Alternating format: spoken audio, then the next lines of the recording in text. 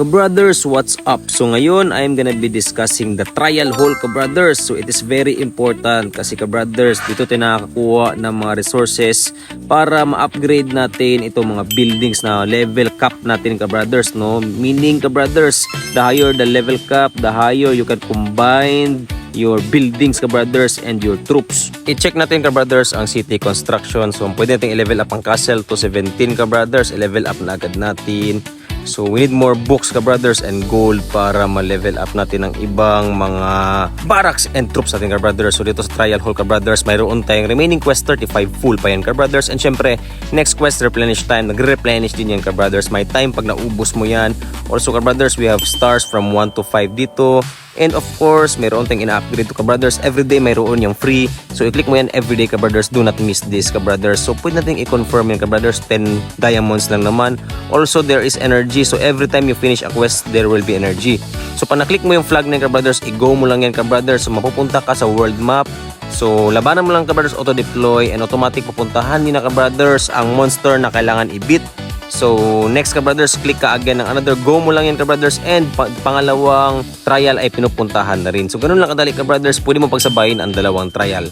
So tapos na ang dalawang trial, itry natin itong 5-star, kabrothers, go lang ulit, and syempre go din yan, kabrothers. Ang 5-star, kabrothers, ay mas malaki ang bigay. So itong 2-star, i-go lang din natin yan, kabrothers. So you need to accept request, kabrothers, tigda dalawa, kabrothers, kasi pwede dalawa. Ang tatlo, kabrothers, ay hindi na pwede. So sisistahin ka na, may lalabas na dyan, kabrothers, na error. So go mo lang ng go yan, kabrothers, at balik ka na ulit sa trial hall.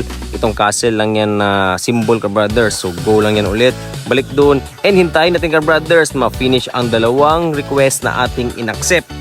So automatic, kabrothers, i-claim mo na yung mga chest na yan, at may mga libro tayong makukuha, kabrothers. Very helpful yan sa ating city construction. So pag ganito, kabrothers, may mga kalaban, auto-deploy and expedition lang yan, kabrothers. And syempre, go ulit, kabrothers. Spam lang yan, kabrothers, hanggang maubos mo ang iyong remaining quest and of course your energy. Pag di mo naubos, kabrothers, ang iyong remaining quest and energy, of course, kabrothers, mahuhuli ka, kabrothers, sa ibang players. So magpo-progress sila, kabrothers, tataas ang kanilang combat power, at ang sa inyo, kabrothers, ay magiging stagnant yan. Kaya wag na wag kayo magpapahuli, kabrothers. Tapusin nyo to palagi ang trial hall.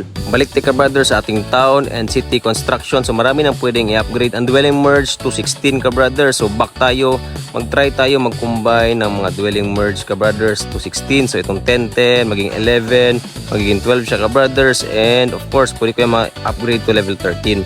Ito, kabrothers, ang infantry merge naging 14 na. So ang dalawang 13, kabrothers, magiging 14 na yan. Ganun lang kasimple, kabrothers. Kailangan mong i-upgrade sa city construction para ma-upgrade mo rin sila, ma-combine mo sila, kabrothers, sa iyong town. Ang city construction, kabrothers, ang magsiset ng limit. So level cap, kabrothers, ng iyong buildings and players. So troops rather. So basically, kung hindi mo na-upgrade yan sa city construction, na hindi mo yan makukombine for a higher level. So for us to upgrade it, kabrothers, we need to farm the books, the gold, kabrothers. So claim the rewards and maximize the trial hall. So this is how simple Frost Kingdom is. Progressing is actually very simple. However, it requires dedication and hard work. So kung tinatamad ka, kabrothers, mahuhuli ka talaga dito sa Frost Kingdom. So magbibuild ako, kabrothers, na maraming infantry barracks. Since mataas na ang level ng infantry barracks na pwede ko ma-reach, i-combine ko lang yan, kabrothers, hanggang maging level 14 sila. Then build na naman ako ulit, kabrothers, para makakombine ulit ako. So ganun ka-importante ang plot dito, kabrothers, kasi dyan ka magbibuild ng mga buildings, and syempre yung mga troops na nire-recruit mo ay dyan din mag-e-spawn, mag-occupy din sila ng space. Kaya importante dito, kabrothers, na malaki ang iyong plot. So hindi pa tayo pwede mag-level 15, 14 pa lang ang maximum level ng ating infantry barracks. We need to upgrade that to level 15. So mag-recruit na lang muna tayo, kabrothers. Ganun lang mag-recruit, i-click mo lang yung bilog, kabrothers. So build pa tayo ng isang level 14, kabrothers. So ngayon, kabrothers, combine naman.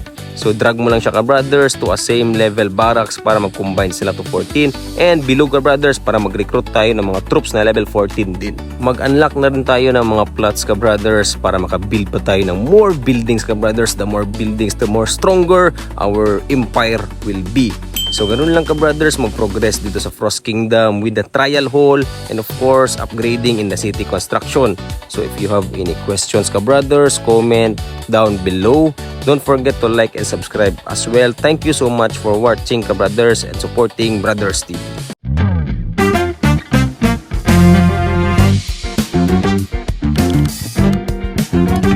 Don't forget to like and subscribe to Brothers TV.